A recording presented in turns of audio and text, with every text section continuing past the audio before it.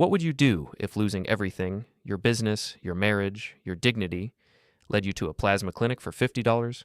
And what if a simple donation exposed that you weren't a broke nobody, but the genetic key to a billionaire's survival? How do you stay calm when the people who left you behind suddenly need the man they underestimated? Before we dive deeper into this story, I have one small request. Please subscribe, drop a like, comment, and hit that hype button to boost this channel so more people can discover these incredible stories. My name is Mark Hensley, and I'm 48 years old. A year ago, I owned a construction company with my name on the trucks and my logo on half the job sites in our part of the city. Now I sit in a one-bedroom apartment over a laundromat and count coins on the kitchen table. The morning this all started, I pushed 2 crumpled $5 bills and some change into a small pile and told myself it would be enough for groceries until the end of the week. It was not a thought, it was a lie, and I knew it. The kitchen smelled like burned toast because I had scraped the last piece of bread out of the bag and left it too long under the cheap electric grill. I ate it anyway. My coffee came from a giant tin of the cheapest brand on the bottom shelf at the store. When you go from running payroll for 30 men to wondering if you can afford milk, little things start to feel very big. My wife, or ex-wife now, used to say that I carried myself like I owned the world. The last time she looked me in the eye, she said I was just a broke loser who had finally been exposed. Then she packed her bags and moved into a condo I used to pay the mortgage on. On the table next to the coins was a small flyer from the plasma clinic. It said that first-time donors could earn $50. $50 for a piece of myself? I had seen the flyer in the grocery store vestibule, right next to ads for babysitting and guitar lessons. At the time, I had thought the people who went there must really be in trouble. That morning, I folded the paper, put it in my pocket, and decided that I was now one of those people. The waiting room at the clinic smelled like antiseptic and old carpet. The chairs were plastic and hard. A few college kids sat with headphones in, staring at their phones, legs bouncing. A young mother with tired eyes filled out a form while a toddler tried to climb her. I signed in at the desk and wrote my name a little smaller than usual. The receptionist did not even look up. She slid a clipboard toward me and told me in a flat voice that I should answer every question honestly and check yes if I had ever fainted during blood draws. I sat down and checked no to that last question. I had not fainted when a steel beam swung loose and almost took my arm off 10 years ago. I was not going to faint over a needle now. As I filled in lines about my medical history, I caught my reflection in the glass of the vending machine. Gray at the temples, lines around the eyes, shoulders still broad but pulled in like I was trying to take up less space. I thought about the men who used to call me boss and ask me what the plan was. Now I was dressed in a faded work jacket and boots whose soles were almost smooth. A nurse stepped out and called my name. Her badge said Jenna. She looked to be late 20s, maybe early 30s, ponytail tucked under a disposable cap. She told me to follow her and led me down a short hallway that smelled even stronger of disinfectant. In the small intake room, she asked if it was my first time donating plasma. I said that it was and that I was between jobs. She made a small sympathetic sound and said that a lot of people started coming when money got tight. She wrapped the blood pressure cuff around my arm. The numbers were fine, healthy, strong. That part of me had not failed yet. She pricked my finger to take a drop of blood and placed it into a small cartridge that slid into a machine. While it processed, she typed my name into the computer. I watched the machine because it gave me something to focus on. Then something in her expression changed. Her casual, practiced look shifted into something sharper. She leaned closer to the screen on the small analyzer. Her eyes moved quickly back and forth as if she was checking the same line twice. She told me to wait a moment and stood up. Her voice was polite, but it had a new tightness when she said that she would just be right back with the doctor. I sat there with my finger still throbbing from the prick. The machine hummed quietly on the counter. I thought that maybe something was wrong, that maybe I would not be allowed to donate and would have to find another way to buy food. I started to plan my afternoon around that idea. Maybe I could sell the old nail gun in the closet. Maybe I could call a former client and ask if they needed a handyman. The thoughts were steady and dull. The door opened again, and a man in a white coat walked in with Jenna behind him. He was in his mid-50s, gray hair, glasses, the kind of person who has seen enough of everything to be hard to surprise. But he looked surprised now. He introduced himself as the medical director of the clinic and said that the preliminary screen had shown something unusual in my blood type. His voice was calm, but his eyes were too focused. He explained that my blood appeared to be a very rare combination, one that showed up in something like one person out of many millions. He said that they needed to confirm it with the main lab, because initial readings could sometimes be wrong. He told me that there was an international network of hospitals that kept track of rare types like this for emergency matches. While he talked, Jenna watched my face as if she expected me to panic. I did not panic. I had seen scaffolding give way 3 stories up and had fallen through a collapsing stairwell once. This was not that. I asked what it meant in practical terms. He said that it could mean nothing for years, or it could mean that somewhere in the world a patient might someday need exactly what I had. He added that, in some cases, families of such patients were willing to pay for help. He stressed that he was not promising anything and that there were procedures to follow, consents to sign, international regulations. He asked if I remembered consenting to an extended panel, including basic DNA screening, when I signed the forms. I thought back to the fine print and the little box I had checked without much thought. I said that I did. He said that this panel had also flagged something interesting and that their partner lab wanted to speak with me. He did not go into detail. He only said that there might be additional opportunities connected to that information. He asked if I would be open to a call from their international coordinator, based in Monaco, later that day. I heard the word Monaco and thought of yachts, not hospitals. I said that I would take the call. It was a simple answer. It cost me nothing. He thanked me, told me they would go ahead with the donation as planned, and said that after they confirmed the test results, someone would reach out formally. No documents, no numbers, nothing concrete. Just a strange sense that one part of my life was not as ordinary as I had always assumed. The donation itself took about 45 minutes. I watched the clear yellow fluid fill the bag while the machine hummed softly. The nurse checked on me a few times and asked if I was dizzy. I said that I felt fine. My thoughts wandered to my wife, to my old office with the big table where we spread blueprints, to the men who had scattered to other companies after we closed. I wondered what they would say if they saw me now, lying in a chair for $50 and a free protein drink. When it was done, Jenna removed the needle and taped a little piece of gauze over the puncture. She handed me a prepaid card with the $50 loaded on it. She said that I should eat something salty and drink plenty of water. There was a look in her eyes that said she wanted to ask more questions about my situation, but was holding herself back. People in uniforms learn not to pry. I thanked her and walked out. The air in the parking lot felt colder than when I had gone in. The sun was higher now, bouncing off the windshields and the glass doors of the strip mall. I slid the card into my wallet and started to plan the cheapest way to stretch it. Rice, beans, maybe some eggs if they were on sale.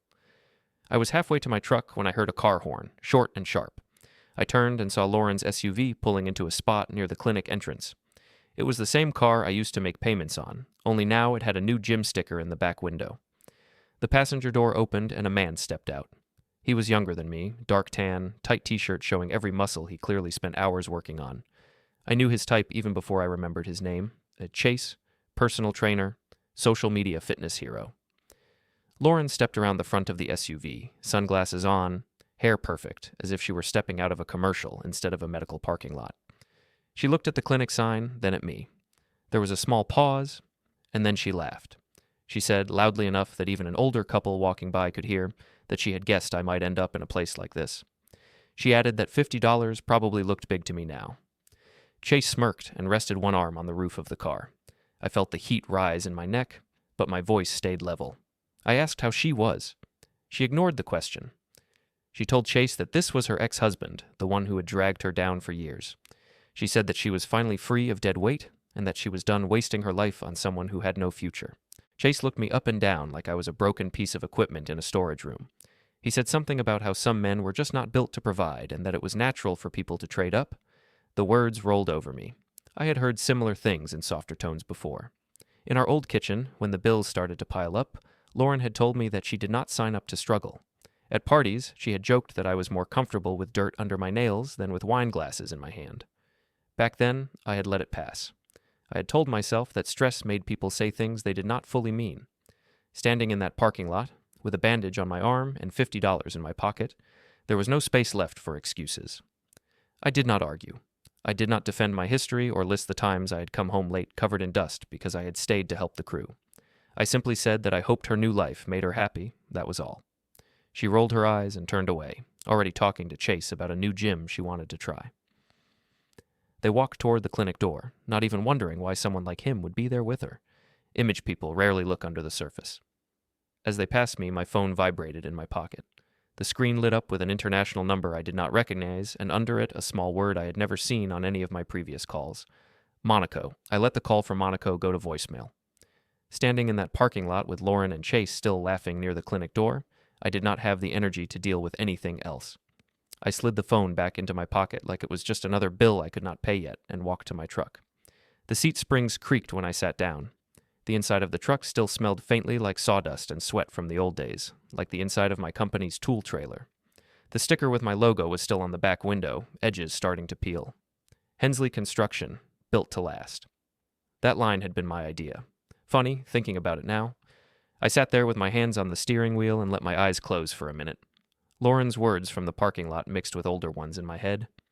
You dragged me down for years. I didn't sign up to struggle. You're a broke loser. They layered over other memories, ones that looked different when you turned them over and saw the underside. When Lauren and I first met, nothing about her said condo and gym trainers. She worked at a small marketing firm then, doing brochures for local businesses. I was 32, lean from long days on job sites, running a crew for another contractor while I saved to start my own outfit. She liked that I worked with my hands. She said that I made things that stayed, while her work went into the trash when companies changed logos. We married 2 years later. Back then, she would show up on sites with coffee and donuts for the guys. She would listen when I talked about bids and schedules, even if she did not understand the details. When a concrete pour ran late and I didn't make our anniversary dinner, she said she understood and that we were building something bigger than one night out. The shift was not a single moment. It was slow, like erosion. You don't notice the hill getting lower until one day you can see over it. The year I finally started Hensley Construction, we lived in a small rented house and shared one car. I worked 6, sometimes 7 days a week. Lauren took on freelance work to help bridge the gaps between contracts. When I landed my first big commercial job, she opened a bottle of cheap champagne and said that this was just the start. She had that spark in her eyes then, pride, not calculation. The company grew. I hired men I had known for years, guys who knew how to frame a house in their sleep and pour a slab in the rain without losing level. We went from 1 truck to 3, then 5. I bought the office trailer that sat on a lot near the main highway. Inside, the walls were covered with pinned-up plans and whiteboards with numbers only I could read without getting a headache. That was when Kevin Maddox came on the scene. He was 5 years older than me, had a degree in business and a good suit. He introduced himself at a building association meeting and said he had experience in scaling operations. He talked about margins and leverage and efficiencies. I talked about not killing my crew with overtime and paying suppliers on time.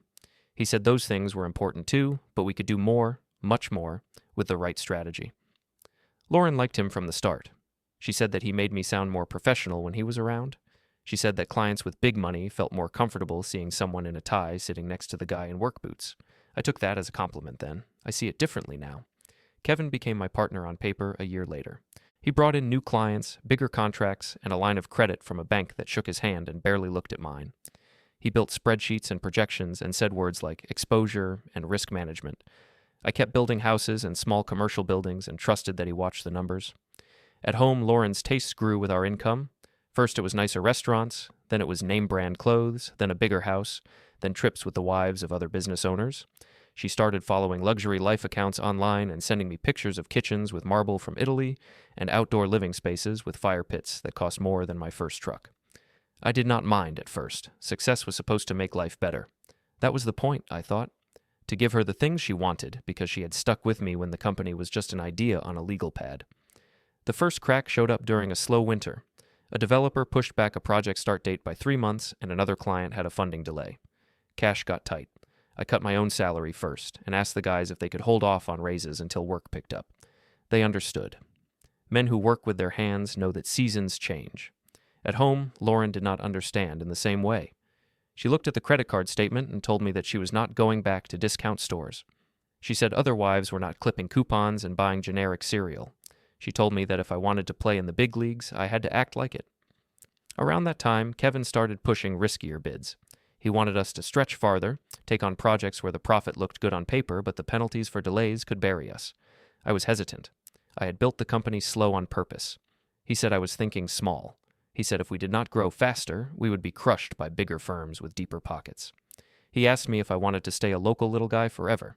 In one meeting, I remember him leaning back in his chair in the office trailer and telling me that men like him could always find another company to advise. But men like me only got one shot at building something from nothing. I heard the reverse of that sentence for the first time in that parking lot, when Lauren called me dead weight. Back then, I just signed the contracts and told myself I needed to be braver. The year things fell apart, the city changed some inspection rules. One of our big projects got hit with delays. A supplier went under and took our deposit with it. Money bled out of accounts faster than it came in. I started going to the bank more often, sitting in glass offices with people who used to greet me by name but now looked at my file more than at my face. Lauren stopped asking how my day was and started asking if the house was safe, if the cars were safe. She asked about her share, in a way she never had before. Our arguments turned from short flashes to long, cold silences. She said that she had lived through enough struggle in her childhood and was not going back. She said a smart woman knew when to cut her losses. When the bank finally pulled our line of credit, Kevin was not in the room. He was traveling that week. He called me later and said that it was better this way, that he was going to separate his name from the company to protect his other interests. That was the phrase he used. Other interests. I learned later that he had moved his share of our assets under another entity months before. Legally, it was all clean. Morally, it felt like standing on a roof and watching the man who promised to help you climb down take the ladder away. Closing the company took months. Letting the crew go broke me more than the bank's letters. Men I had worked beside in heat and cold stood in my office trailer and tried to act like they were fine. They said they would land on their feet. They shook my hand and gripped too hard to hide the sting. I went home and sat at our kitchen table and stared at the wall, while Lauren scrolled through her phone and sighed loudly. One night, when I told her I had sold my truck to cover final payroll, she laughed in this sharp, ugly way I had never heard from her before. She said that I was pathetic, sacrificing myself for men who would forget about me in a month. She said that other husbands would have protected their lifestyle first. That was when she called me a broke loser, first in private. Later, as I learned in that parking lot, she also used those words in public. When she left, she did not slam the door. She moved out in steps. First a suitcase to stay at a friend's place for a few days. Then more clothes. Then her side of the closet went empty while I was at a final meeting with the bank. The condo came after that.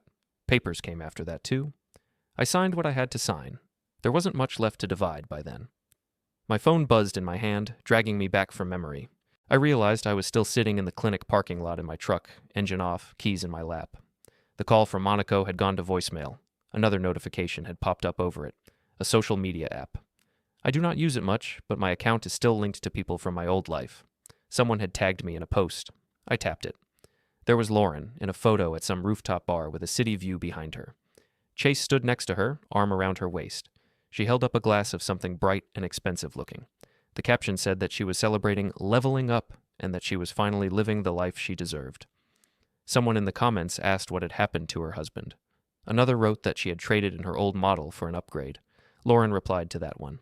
She wrote that some men were just not built to provide and that when a man proves he is replaceable, he should not be surprised when someone better steps in. I stared at that word, replaceable. As I watched the screen, a small banner slid across the top with a different notification. It came from an unknown email address, but the subject line was simple and clear. Regarding your rare blood type, urgent follow-up requested. My name is Mark Hensley, and for a long time I thought losing my company was the worst thing that could happen to me. I was wrong. There are worse things than bankruptcy. One of them is seeing your whole life treated like a joke on a screen that fits in your hand. I sat in my truck in that clinic parking lot and opened the email about my rare blood type. It was from someone who said they were an international coordinator for a medical network based in Monaco. The English was formal but clear. They wrote that the initial test from the clinic suggested I had an extremely rare blood type. They said their network helped connect people with rare types to hospitals around the world when there was an urgent need. They asked if I would agree to a longer call later that day to discuss possibilities. There was a second part to the email. It mentioned that, as part of the extended screening I had consented to, they had also done a basic DNA panel. They wrote that some markers in my DNA could be of significant interest for certain medical treatments. That was all. No details, no numbers, nothing that said what that might mean in real terms. I read it twice. Then I did something strange. I flagged the email, put the phone on the seat next to me, and just stared at the dashboard for a while. I did not call back. I did not rush to answer. After years of people promising big things and delivering pain, I had learned that nothing was real until it was in writing, and even then, it could be a trap. Driving home, the city looked the same.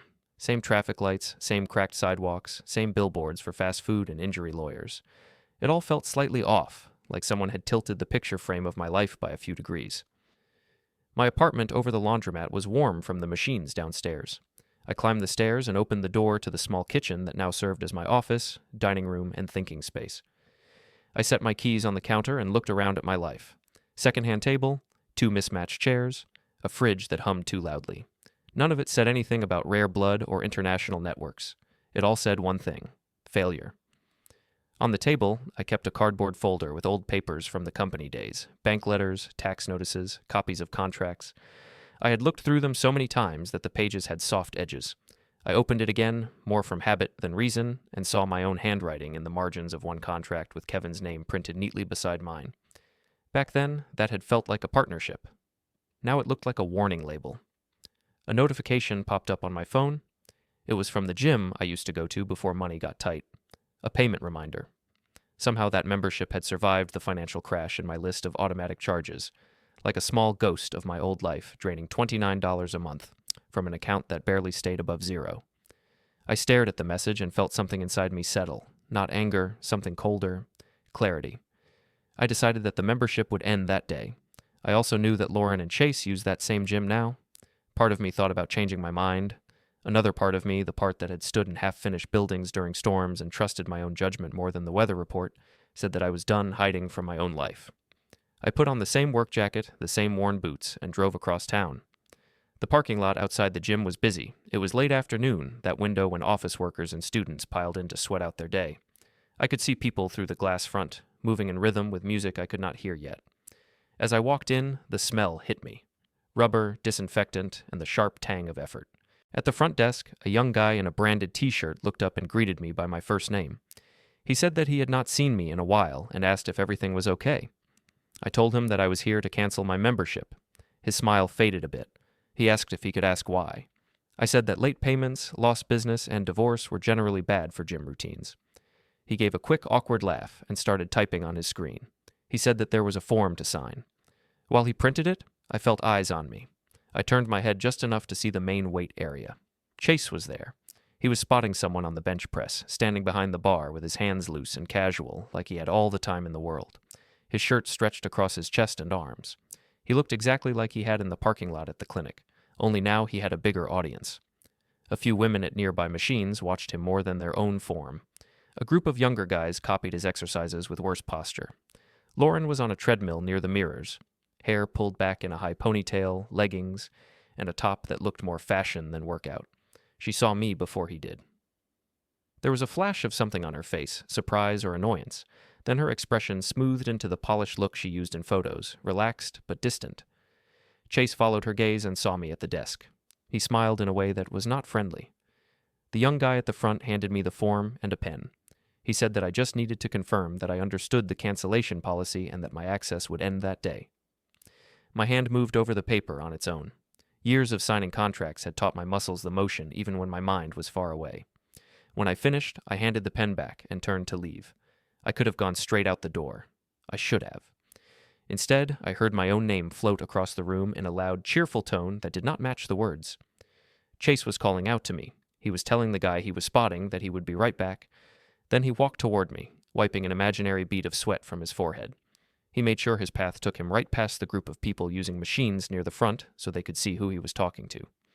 He stopped a few feet in front of me and said, in a voice that carried easily over the music, that he was surprised to see me. He asked if the gym was running a charity program now.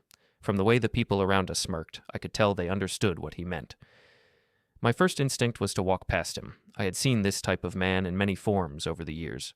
Loud apprentice on a job site, young foreman who thought shouting made him a leader, kid at a supplier counter who acted like customers were a problem instead of the reason he had a job. I knew that attention was his fuel. Lauren slowed her treadmill, then stepped off entirely and walked over, towel around her neck like a prop. She stood slightly behind his shoulder, eyes on me, mouth curved in a half-smile that did not reach her eyes. She asked, in that sweet tone she used when she wanted the upper hand, if I had come to beg the gym to put my membership on hold until I made something of myself again. The words drew a small laugh from a woman at a nearby machine. Someone else pulled out their phone. The glow of a screen rose, and I knew that at least one person was recording. I could feel my heart beating in my chest, not fast, but heavy. Years in construction had taught me that there is a moment right before something collapses when everything feels strangely calm. You can hear the creak of stressed wood, the low groan of metal, and you can tell that the structure will not hold. That calm was in me now. I told Chase evenly that I had come to cancel my membership. Nothing more, nothing less. He shook his head like he felt sorry for me. He said that it was probably for the best, that this place was for people who were building themselves up, not for men who were already falling apart. He added that it was good Lauren had moved on, because she deserved someone who knew how to win. Lauren tilted her head and told him, loud enough for everyone to hear, that I used to talk about building a legacy. She said that seeing me now, signing away a gym membership, made her realize that she had been holding herself back for years. I watched them act out their little scene. I saw the way he angled his body toward the mirrors to catch his own reflection. I saw the way she glanced at the phones around us, making sure her expression was just right. I saw the young faces, amused, eager, waiting for some dramatic reaction. It was a strange feeling, standing there between who I once was and the version of me they had decided to believe in. The broke loser, the man who dragged everyone down, the replaceable husband who had outlived his usefulness, and then another memory cut through, sharp and clear. The way the doctor at the clinic had looked at the analyzer screen, the words in the email about 1 in millions, the line about certain markers in my DNA being of interest. The knowledge that somewhere, outside this fluorescent box full of treadmills and egos, someone in Monaco wanted to talk to me urgently because I had something they could not easily find. For the first time in months, I felt something that was not shame or tiredness. I felt leverage. I did not smile. I did not gloat. I simply looked at Chase and Lauren and told them that I was done here. I said it in a flat voice that made a few people shift uncomfortably. Then I walked past them without waiting for a reply. At the desk, the young guy asked if everything was okay. I told him that everything was finally making sense. He gave me a confused look, but did not ask more. Outside, the air was cool against my face. I took out my phone and opened the Monaco email again. This time, I replied. I wrote a short message. I said that I received their note, that I was willing to talk, and that I wanted everything explained clearly. I added that any discussion about using my blood or anything related to my DNA would have to go through a lawyer I trusted. Then I realized I did not actually have a lawyer anymore. The one who had helped with my company had drifted away when the money dried up. The one who handled the divorce had been chosen by Lauren's side and had never really been mine. I scrolled through my contacts until I found a name I had not dialed in years. Sheila Grant. Sheila used to be the attorney for one of the developers I worked with. We had met in conference rooms over contracts and change orders. She had once told me that I was one of the few contractors who actually read every line before signing. She had said that if I ever needed a lawyer, I should call someone who respected that. I hit her number. Her assistant answered first, then transferred me. When Sheila came on the line, her voice sounded exactly the same, calm and a little dry. She asked how I was doing. I told her that my company was gone, my marriage was over, and I had just been humiliated at a gym by my ex-wife and her new personal trainer. Then I told her about the clinic, the rare blood type, and the email from Monaco. She listened without interruption. When I finished, she said quietly that my life had become more interesting since we last spoke. Then her tone shifted to business. She said that any contact with international organizations about medical use of my blood or genetic information needed to be handled properly. She offered to meet with me the next day at her office. I agreed. Before we hung up, she said one more thing. She reminded me that sometimes the law took time, but that paper and proof could do things fists never could. She said that men like me often forgot how much power we had when we put our names in the right places. That night, back in my apartment, I opened the old cardboard folder on the table and added a fresh, empty envelope. On the front, I wrote Sheila's name, and under it, in smaller letters, I wrote one word, Monaco. Then I slid the printed email inside and sealed it, feeling the edges of my old life and something new pressing together in that thin paper. The next morning, I woke up before my alarm. For a few seconds, I lay there staring at the water stains on the ceiling and trying to remember why my chest felt different. Not lighter exactly, just less foggy. Then I saw the cardboard folder on the chair by the table and remembered the envelope with Sheila's name and the word Monaco written under it. I showered, shaved, and put on the only button-down shirt I had left that still held a crease. Men who work construction do not normally care about crisp collars, but I knew Sheila's office. Glass walls, polished floor, people in clean suits moving fast. I did not plan to look impressive. I just wanted to look like someone who still took himself seriously. Her office was in a mid-rise building downtown, the kind that has a lobby with too much marble and a security guard who looks bored. I signed in and took the elevator up. The receptionist on her floor recognized my name from the appointment book and smiled politely. She told me that Sheila was running right on time and asked if I wanted coffee or water. I picked water. My mouth felt dry. When Sheila brought me into her office, she shook my hand the same way she used to, firm and direct, like we were still standing over a set of blueprints in a conference room. She asked how I had really been since the business closed and since the divorce. I told her that I had been breathing, paying what bills I could, and trying not to drown. She nodded, as if she heard that answer more often than people like to admit. I took the envelope out of my folder and pushed it across her desk. I told her what had happened at the clinic, what the doctor had said about my blood, what the email from Monaco had hinted at. She slid the printed pages out and read them carefully from top to bottom. She did not skim. She did not speak until she reached the end. Then she told me that, if the email was genuine, I might be in a stronger position than I understood. She explained that extremely rare blood types were not just trivia, sometimes they were the difference between life and death for people who could afford to move the world if they had to. She pointed out the line about DNA markers and said that this was not language a casual scammer used. She also said that big money and medical needs often brought out predators, so we would treat every step like a negotiation, not a gift. She asked whether I had replied to them directly. I told her I had sent a short email saying I would only move forward through a lawyer. That seemed to please her. She said it gave us a clear boundary. She suggested that we verify the clinic, the network, and the coordinator first. She told me she would send a message from her firm's address and request a formal call with her present. While she drafted that email, I watched her type. Calm fingers, no wasted motion. I thought about all the times I had signed contracts without a lawyer at my side, trusting that good faith and hard work would cover any small mistakes. I could almost see those old versions of myself along the edge of the desk, shaking their heads. When she was done, she asked me another question. She wanted to know what I still had from the old company. Contracts, emails, records, anything that showed who made decisions and who benefited from them. I told her about the cardboard folder on my kitchen table, the one with the soft edges from too much handling. She said that when lives changed suddenly, money did not just make new friends, it woke old ghosts. If the situation with Monaco led to significant compensation, it would be better to have a clear picture of the past before anyone else decided to rewrite it. I left her office with 2 instructions. First, she told me to wait for her call about the Monaco response and not to agree to anything without her present. Second, she told me to gather every piece of paper and every digital record I still had connected to Hensley Construction and to Kevin. She said we did not know yet what would matter, so we would take everything. On my way out, I passed the bank branch that shared the ground floor of the building. Through the glass, I saw a familiar face, the branch manager who had once shaken my hand after we signed the loan that funded my 3rd truck. Back then, he had called me our star small business client. Later, when things went bad, his calls had been shorter and his eyes more guarded. Before I could decide whether to keep walking, he spotted me. He motioned for me to come in. I hesitated, then went. He greeted me with that professional warmth bankers train for, but under it I could see curiosity. He said he had heard about the company closing and had been sorry to see the account go inactive. He asked how I was doing now. I gave him a simple answer. Breathing. 1 day at a time. Then he surprised me. He said that he had seen my name in a message from their international department that morning. He mentioned something about a compliance request tied to a large potential inbound transfer from Monaco, flagged under my full name and old business information. He said the details were private on his side, but he wanted to make sure I had the support I needed if something big was happening. I kept my face steady. Inside, the word large echoed, hitting every empty room in my mind. I told him that I had a lawyer handling any discussions and that we were at the very beginning of the process.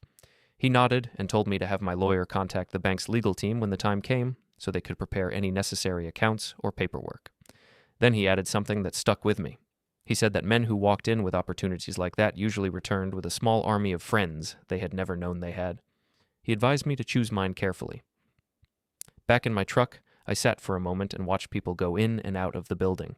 Office workers with laptops, a courier, a couple arguing quietly near the curb. The city kept moving like it always did, not caring whether one man had fallen or was about to stand up again. At home, I pulled the cardboard folder onto the kitchen table and emptied it. Papers spread out in a mess of dates and logos and signatures. I started sorting them into piles. Contracts with Kevin's name on them, bank letters, supplier invoices, emails I had printed out when I still thought paper was safer than hard drives. Each sheet felt like a piece of a puzzle I had never bothered to solve before. As I worked, my phone buzzed a few times, social media notifications. I almost ignored them, then thought better of it. Information is information, even when it comes wrapped in arrogance. One post was from Kevin. He had updated his profile with a new headline calling himself a turnaround specialist and listing Hensley Construction as one of his success stories. In the description, he wrote that he had guided a struggling regional firm through key strategic transitions, implying that he had walked away victorious from a situation he had actually abandoned. A few comments praised his business instincts and asked what venture he would transform next. Another notification came from a mutual acquaintance who tagged me in an old photo. It showed Kevin and me at a groundbreaking ceremony, both in hard hats, shaking hands for the camera. In the comments, someone asked what had happened to me. Kevin replied that sometimes founders could not adapt to growth and that he had to make hard choices. Reading that, I realized that he was already telling our story in a way that made him the hero and me the weak link. A different post came from Lauren. It was a short video filmed at the gym, full of upbeat music and quick cuts. She and Chase posed in front of a wall with motivational phrases talking about leaving behind dead weight and old stories and choosing winners. In one frame, I could see my reflection faintly in a mirror from the day they had mocked me at the front desk. Someone had slowed the clip in the comments and circled my blurred figure, laughing about the ex who missed his shot. I let the phone screen go dark and looked back at the table. Paper did not care what people said online. It remembered who had signed what and when. It kept dates and amounts and clauses.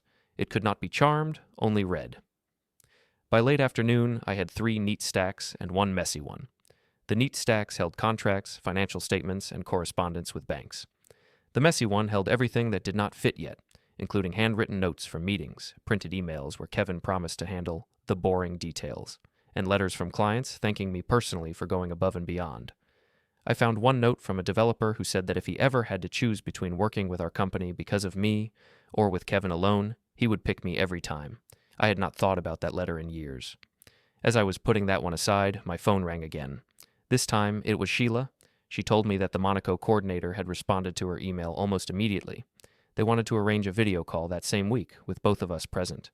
She said that the coordinator had confirmed there was a critically ill patient whose life might depend on finding a match for the rare blood type I had. She also said that there was talk of significant compensation, but no numbers yet, and that they were preparing formal documents to outline the arrangement. She reminded me that we still did not know everything about their intentions, so we would listen first, ask questions, and make sure any agreement protected my rights. She said that we would not sign anything on that first call. I agreed. After we hung up, I walked to the window and looked down at the street. A delivery truck backed up to the laundromat entrance, beeping steadily. People moved in and out, carrying baskets and plastic bags.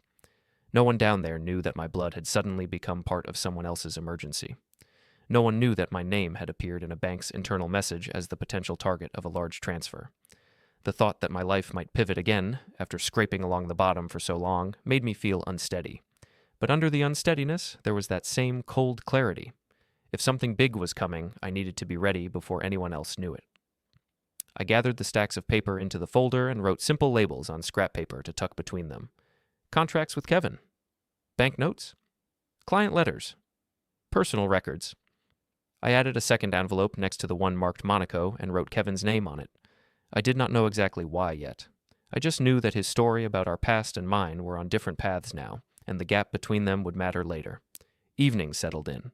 The sound of washers and dryers downstairs turned into a steady background noise. I made myself a simple dinner and ate it at the table, careful not to get grease on the documents. After I cleaned up, I sat back down with my phone and saw a new notification. It was an email, not from Monaco this time, but from the city's business association. They were hosting a charity event at City Hall in 2 weeks, honoring local stories of resilience and recovery. The message said that my name had been suggested because of my past contributions to the construction community, and they invited me to attend as a guest. The list of featured speakers at the bottom included a few familiar names. One of them was Kevin Maddox. Further down, in the list of sponsors, I saw the name of the gym where Lauren and Chase spent their days, attached to his personal training brand as a wellness sponsor. I read the email twice, then looked at the cardboard folder on the table, at the 2 envelopes inside it, and at the faint reflection of my own face in the dark window. Somewhere far away, a hospital in Monaco was waiting to confirm test results and prepare formal offers. Closer to home, people who had stepped on my neck on the way out were getting ready to stand on a stage and talk about strength. The idea forming in my mind was not loud or wild. It was quiet and precise. I did not know the whole plan yet. I only knew one thing with certainty. If there was going to be a story told at City Hall about resilience and recovery, I would not let Kevin and the others write mine for me. The week before, the City Hall event passed in a way I can only describe as steady. Not fast, not slow. Just a controlled march towards something I could feel but not completely see. On Monday morning, Sheila called and told me the Monaco coordinator had confirmed a time for a video meeting. She asked if I could come back to her office so we could take the call together from her conference room. I said yes. My voice sounded calm in my own ears, but my hands were sweating when I hung up. Her conference room had the same glass walls and polished table as always. A young associate set up the laptop, checked the camera angle, and then left us alone. Sheila sat at the head of the table with a yellow legal pad and a pen. I sat to her right with my shoulders back, like I used to sit in front of inspectors who could shut down a job with a single signature. The screen flashed, and then a man appeared. He introduced himself as the Monaco coordinator I had only known from email. Behind him, I could see a bright room with clean white walls and a glimpse of sea through a window. His voice was smooth but urgent. He thanked me for my willingness to talk and said that he would get straight to the point. He explained in more detail this time how rare my blood type was. He said that it matched a patient in critical condition, someone whose body rejected more common types. He talked about transport, timing, medical teams. Then he used the phrase life-saving more than once. Whenever he did, he looked directly into the camera, like he wanted to see how it landed. Then he shifted to the subject of compensation. He did not say a number. He said there would be a formal proposal, that the family involved understood what they were asking and wanted to honor it properly. He spoke about agreements, safeguards, and long-term considerations, and at one point he glanced down as if reading from a separate document on his desk. Every time he mentioned anything about money or rights, Sheila wrote something down. She waited until he finished, then leaned forward slightly and asked her own questions. Clear, precise ones. She asked about who would sign what. She asked how they would protect my medical privacy. She asked what would happen if additional matches or treatments were needed in the future. She did not ask for specific amounts on that call. Not yet. She focused on structure. When the coordinator signed off, he promised that we would receive a formal draft by the end of the week. The screen went black. The room grew quiet again. I realized I had been holding my breath. Sheila tapped her pen once and looked at me. "Whatever they send," she said, "we treat it like any other contract. We read every line. We change what needs to be changed. We protect you first." I nodded. That part felt familiar, at least. Plans, revisions, foundations. Then she surprised me. She asked me to tell her more about Kevin. We moved from the conference room back to her office. I opened my cardboard folder on her desk and showed her the stacks I had made. Contracts with Kevin's name, bank letters, client notes. I told her what he had done when things got hard, how he had moved his interests away while mine were still tied to the sinking ship. I told her about his new online persona, the way he talked about turning around my company like he had ridden in on a white horse and rescued everyone. She read quietly. Every so often, she would underline a clause or circle a date. She asked specific questions. When did this bank meeting happen? Who was in the room for that decision? Who drafted this particular clause? I answered as best I could, reaching back into memories I had tried to bury. After an hour, she sat back and folded her hands. "There might be nothing here we can use," she said. "Or there might be exactly what we need. Either way, now we know where the cracks are." She told me again that sudden wealth attracted stories. If the Monaco situation turned out to be as big as it sounded, people from my past would decide that they were part of my future. Some would remember old promises I had never heard of. Some would decide they had always been on my side. Some, like Kevin, might try to stand next to my name in public places. "That City Hall event," she said, tapping a finger on the printed email I had brought, "is interesting timing." I asked if she thought I should skip it. She shook her head. "No," she said. "You go, you listen, you let them talk, but we decide ahead of time how much of yourself you bring with you." She suggested a few practical things. She told me to open a separate folder for anything related to the event. Invitations, programs, emails. She told me not to discuss Monaco with anyone there. If anyone asked about my life now, I could simply say that I was working things out. Nothing more. Before I left, she handed me a slim black binder. Inside, there were empty sleeves and a few dividers already labeled. Past, present, medical, business. She said it might help to keep everything in one place that was not a battered cardboard folder. Walking back through the lobby later, I saw my reflection in the glass doors. Same man, same face, same lines. But there was something different in the way I stood. My shoulders were a little broader, not because of pride, because of weight. Real weight, responsibility, information, options. The next few days turned into small, deliberate movements. I went to the bank again, this time with a simple goal. I wanted to clean up what little I still had, close dormant accounts, and open one new one that would be ready if something landed in it. The same branch manager met with me in his office. He was more attentive now. He asked again, lightly, if there was anything he should know about incoming funds. I told him that my lawyer was handling potential arrangements and that we would loop the bank in when there was something concrete. He smiled and said they would be ready. Back at the apartment, I started using the binder Sheila gave me. I slipped the Monaco emails into the medical section. I placed key contracts and summary sheets into the business section. I printed the City Hall invitation and slid it into present. I found myself checking the binder like some people check their phones, just to make sure it was still there. On Thursday, a new email arrived from the Monaco coordinator. The subject line contained the word draft. I did not open the attachment. I forwarded it straight to Sheila with a short note. Here it is. 30 minutes later, she replied to say she had it and would review it in detail before we spoke. She added one sentence that made me pause. From a quick first look, this is serious. That was all. No exclamation point, no extra adjectives, just serious.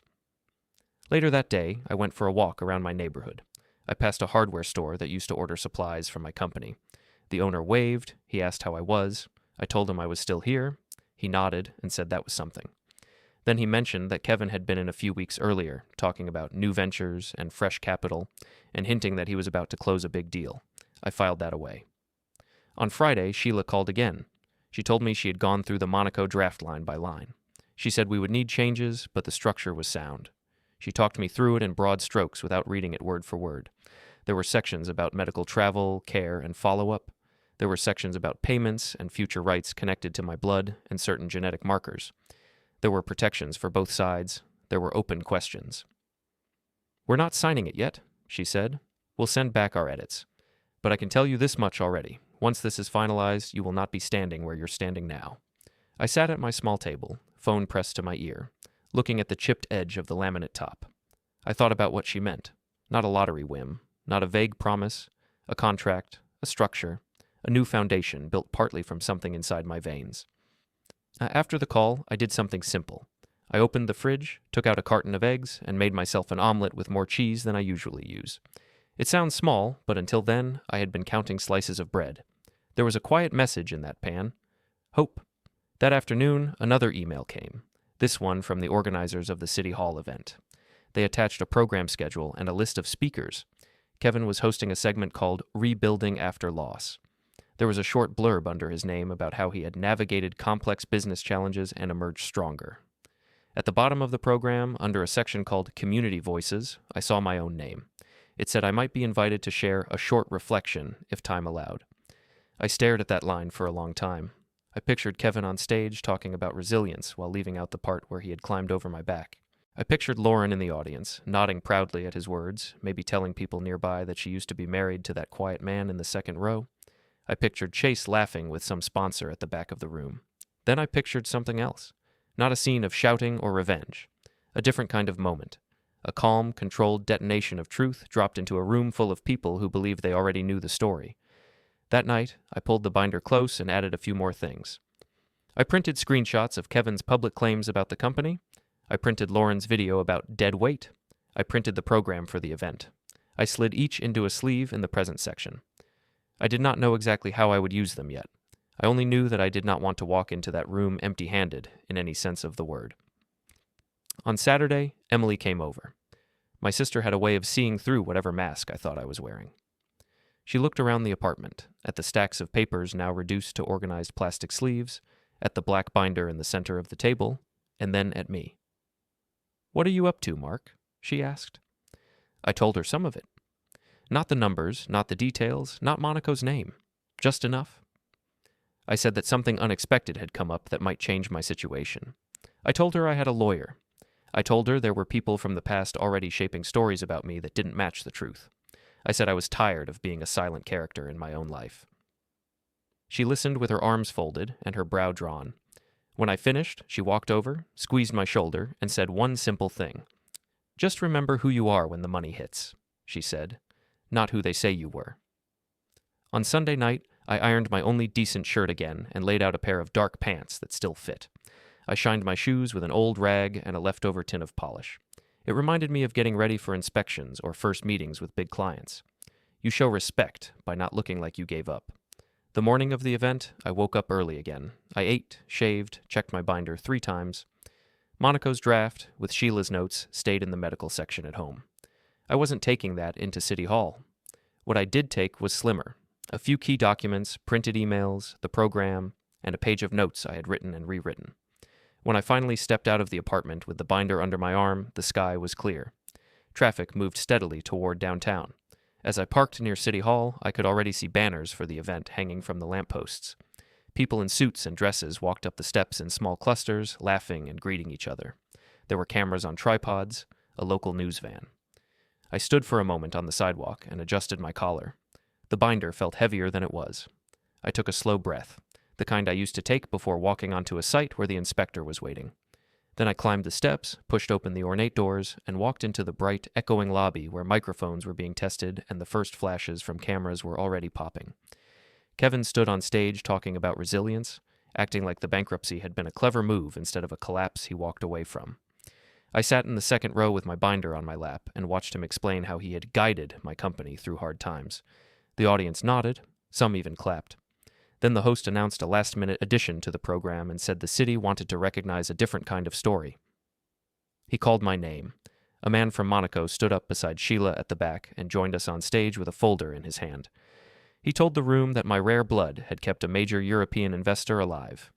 He explained that the investor's family had signed a long-term agreement with me, including a figure large enough to make the room go silent. He mentioned that their lawyers had also funded a forensic review of certain old business records. Screens lit up with my old company's logo and Kevin's emails. The host read the first line of the fraud complaint into the microphone. Kevin's face drained. Lauren stared. Chase lowered his phone. Security walked toward Kevin. I closed my binder and stepped away from the podium while the applause started.